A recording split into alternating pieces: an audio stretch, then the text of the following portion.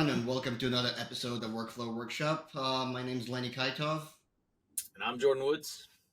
Yeah, today we're going to talk about a handful of topics: monetizing your archive, how AI ML comes into play, what's changed in the last 5 years of workflows in terms of what are people looking at in remote editorial still, remote workers. Is that still an important topic?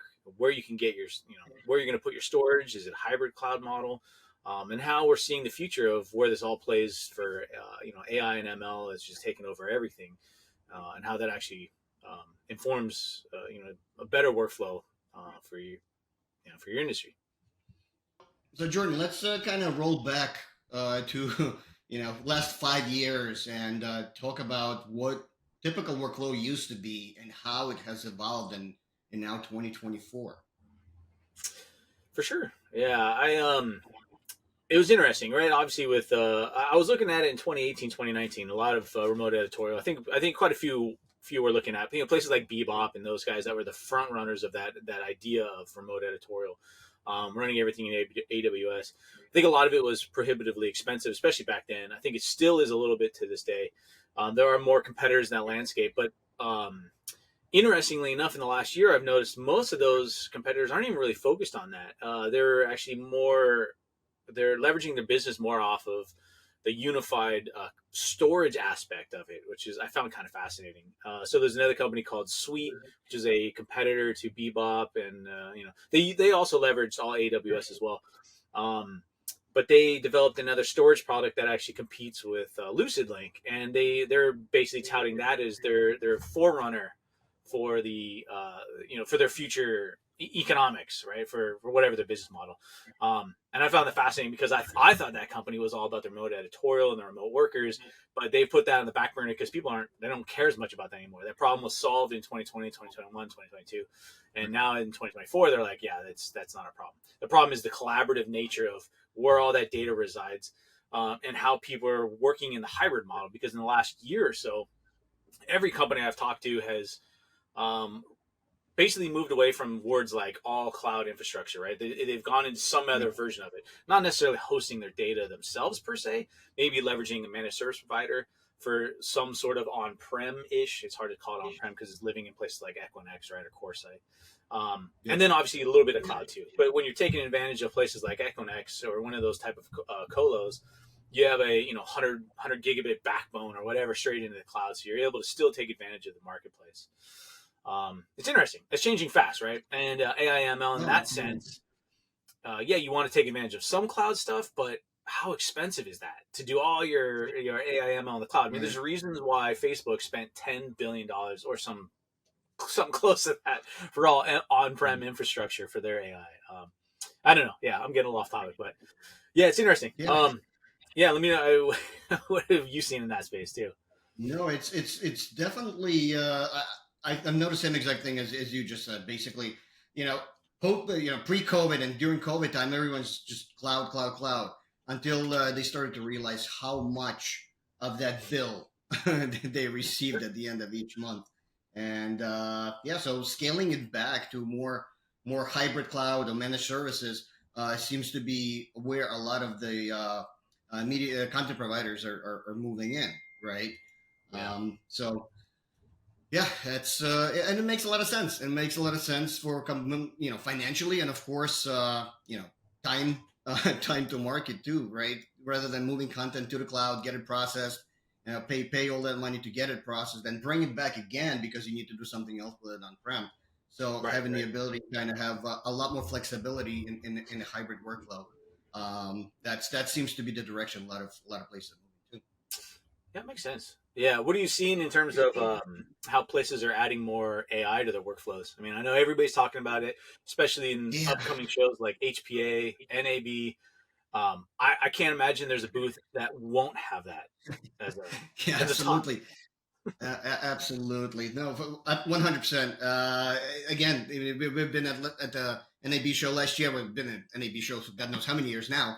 And I think AI started being a hot topic several years ago, Right. more so probably last year. And I can only imagine, like you said, literally every single vendor will probably have some sort of AI integration within their own hardware and software, and maybe a collaboration with different vendors as a single solution. Right. So I mean, at the very least, pretty much everyone's talking about transcription services and some sort of object recognition services, and maybe Mm-hmm. some sort of ML automation processes within the workflows, whether it's an archiving, and it's pretty much also what we're doing on top of many other things that we have sort of in the works, right? Sure. Yeah. So that's again, at the very least, this is what everyone is going to lead with, because it's just sort of a status quo now. It's a must. You Yeah. have to be able to have options enabled within, or and the ability to easily integrate through on an API level with your product, and maybe third party vendors who provide really good AI models and Right. ML models. You can't be one stop shop, so you do have to obviously collaborate with different providers of different technologies. Yeah, it makes sense. Yeah, it's yeah, I definitely see. Yeah, there's a bare minimum to entry that every company that's involving AI is going to have. Those pieces, like you said, the AI transcription, object recognition, those pieces for sure. How they implement them and how they make it easy to function is going to be, I think, the telling part. How that story comes together, the integration into the automation pieces of it, because there's so much more than that, right? It's the Right. customers, those things are great, right? Like a couple years ago, I was really heavily focused on AI in terms of like fixing old footage and getting upresing things and taking that archive and making it to the front, right? When we're talking about the monetization of the archive, one aspect Right. is getting it to the top quality to be able to sell it. But the funny part is most people really they like it and they like that story, but in Hmm. terms of AI, just because you can do it in AI, it doesn't mean the customer is going to buy it, because they need to be able to sell it. So Hmm. where that fits in the workflow, if I'm just doing all that upres and converting and all that information over it, and it's just sitting in archive, but people aren't still selling it, or you're not making it easy enough for them to sell it, Yep. they're not going to want it, or they're not going to use it. So it's going to be interesting. I'm curious to see all the different ways people are going to try and attack this and put it into the various parts of the workflow. I mean, ideally, what you do for that is you have it in the front of the workflow, so that Hmm. hopefully everything that does land in your archive will have been Yeah, and handled. and that's the key point you just said, right? Doing it on the front end, and doing a lot of that processing as it lands into the archive versus the tier one. Yeah. Yep. There's still an old notion where you have your encoders running, all the contents coming into the tier one, then you do something with it, whether it's a transcoding or standardizing to the house format, whatever that may be. And Right. then you maybe do some kind of enrichment with metadata enrichment, and then editing, then you archiving, distributing. But a lot of that processing, and as you just said, Yeah. ideally you would want to lend it on a cheap and deep and fast archive platform that has the AI options enabled within it to do a lot of that processing, right? To do all that metadata enrichment and Right. whatever that may be a part of the requirement for the customer workflow before it gets to editing, because now you saved yourself so much more time to find the content that you need, to reuse that content that you need. And if your CDN is requiring specific content from that, it's very very easy to automate that process, and just send those bits and pieces for the distribution, right? Yeah. No, it makes total sense. Yeah, it's and it changes fast. I mean, it's going to be interesting. Yeah. Yeah, there's the future of where this is going to, so there's two. I always see two sides to that. You have Go this ahead. side of AI/ML that we care about mostly. Oh, this side that we care about mostly, which is more of the information about the data and understanding where that is. Then you got the other side that's more media, like the media talks about, which is all about the generative part of it, right? Which is interesting. I think that's going to have the most impact when we look in the future of advertisement. So things like generative AI happening to like targeted audiences and social or things like that. So like it's actually being created on the fly to specifically target that market that it knows about. Things like inside of Facebook, Instagram, so on and so forth, where if you're a 20 something year old person, maybe you have a dog, whatever, it's going to know those demographics, and that ad will be manipulated on the fly to be better for your specific demographic as you're watching it. I mean, that kind of stuff. It's insane to think about, but we're going to see that, and inside the next couple of years, that type of technology is going to be in front of us. It's incredible. Yeah, it's amazing how much of this stuff is already used by the content providers, right? Like, ad targeting and Yeah, optimization of specific ads to specific demographics, right?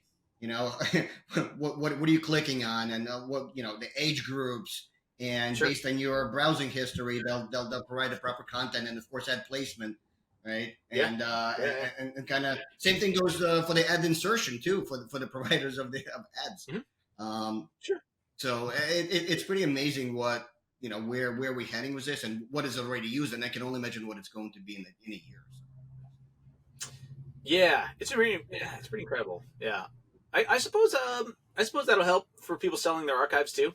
Once you have all that more information about everything that you have sitting there and all that old footage, all that old whatever it is. I mean, even the news content sources, being able to leverage all of that prior data, right? The 30 something plus petabyte archive of some of these big news corporations out there, being Yeah, actually yeah, able to get into that and make money off of stuff that they never make money off of, right? And it's yeah. once it's out of Right, the news right, right. cycle, they usually don't do anything with it. So yeah, Yeah, yeah.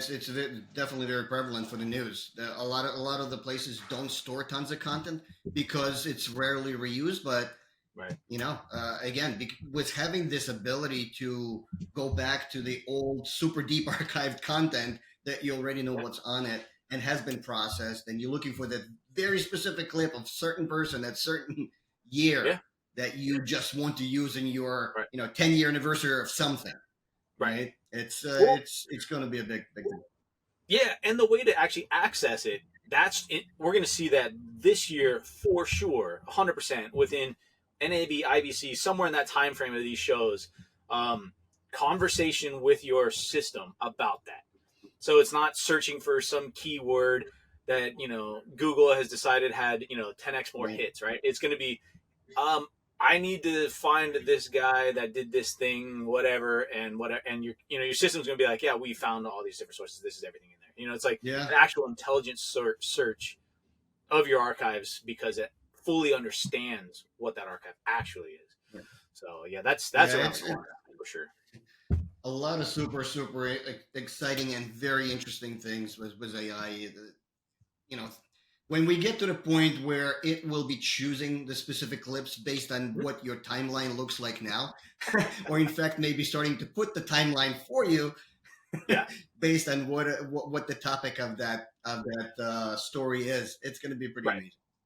Yeah, well, that's like on a not a too far of a tangent, but yeah, the Yeah, quote yeah, unquote YouTube influencers when they get to be able to have like right. automatic editing because the content is generally always the same or similar.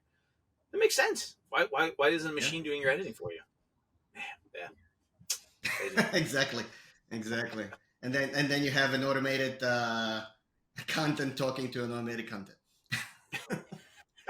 So, Yeah, very very interesting, very exciting times. A yep, little scary, but definitely very exciting.